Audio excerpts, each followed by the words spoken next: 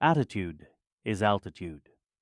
Imagine having no arms to stretch in the morning, to help you scratch that itch, to allow you to wrap your arms around your loved ones. Imagine having no legs to kick pebbles down the street, to walk or run, to bicycle or skateboard, or get you from point A to point B. Then imagine both at once, which is what Nick Vujicic has faced his whole life. Have you heard something like this before? Nick Vujicic was born with no arms and legs, but he doesn't let the details stop him. The brave 26-year-old, who is mainly a torso, plays football and golf, swims and surfs, despite having no limbs. Nick has a small foot on his left hip, which helps him balance and enables him to kick. He uses his one foot to type, write with a pen, and pick things up between his toes. "I call it my chicken drumstick," joked Nick, who was born in Melbourne, Australia, but now lives in Los Angeles. "I'd be lost without it." He's very modest, but he get marriage proposals from women all the time, said Nick's friend and publicist Steve Appel from Los Angeles.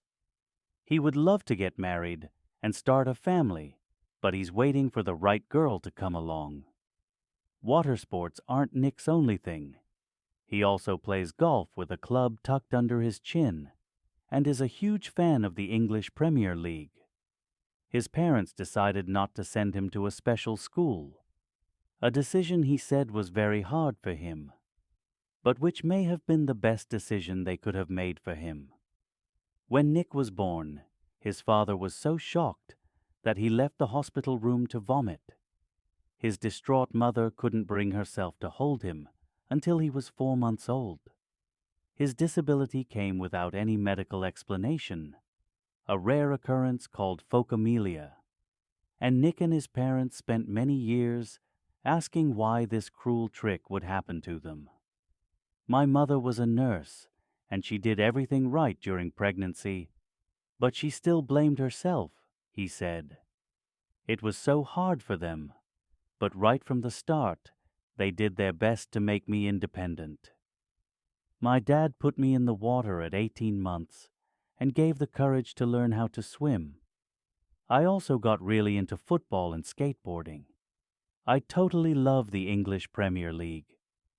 Nick's father was a computer programmer and accountant, and he taught his little son how to type with his toe at just 6 years old. His mom invented a special plastic device that meant he could hold a pen and pencil.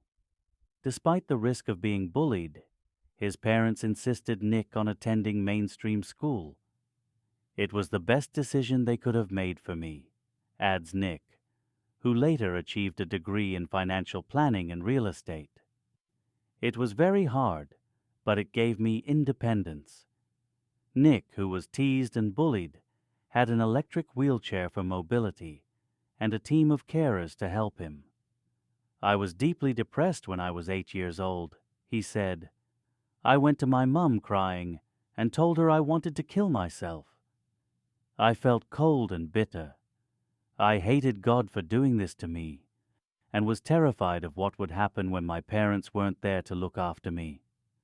I could brush my own teeth with a wall-mounted brush and wash my own hair with pump-action soap, but there was so much that was impossible forms.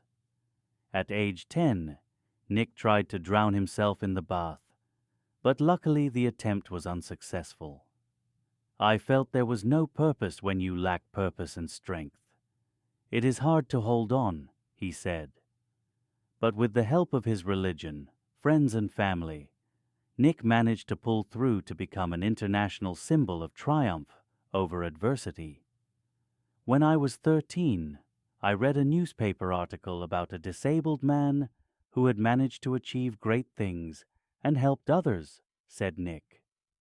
"I realized why God had made us like this, to give hope to others. It was so inspirational to me that I decided to use my life to encourage other people and give them the courage that the article had given me.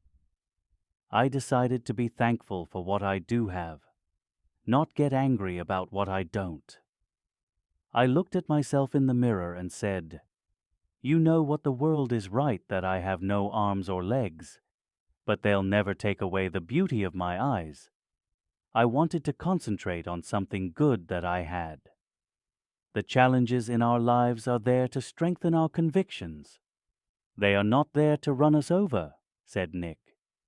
In 1990, Nick won the Australian Young Citizen of the Year award for his bravery and perseverance. And once I was in a car, and a girl at traffic lights was looking at me interestingly. She could only see my head, so I decided to do a 360-degree spin in the car seat to freak her out. Her face was like, "Woo, what is going on?" She sped off really quickly. Nick began traveling the world, and in 2008, he went to Hawaii and met surfing master Bethany Hamilton, who had her arm bitten off by a shark when she was 12. "She was amazing," said Nick. "She taught me how to surf, and I was terrified at first. But once I got up there, it felt absolutely fantastic, and I caught some waves pretty well." Nick quickly learned how to do the 360-degree spins on his board, a feat that got him on the cover of Surfer magazine within 48 hours. "No one has ever done that in the history of surfing," he said, "but I have a very low center of gravity, so I've got pretty good balance." He has visited different countries all over the world. The football fan is now a motivational speaker and has traveled over 24 countries, speaking to groups of up to 110,000 people. He moved to Los Angeles 2 years ago in 2007 and plans to continue to travel the world. "If I fail, I try again and again and again." If you fail, are you going to try again? The human spirit can handle much worse than we realize. It matters how you are going to finish.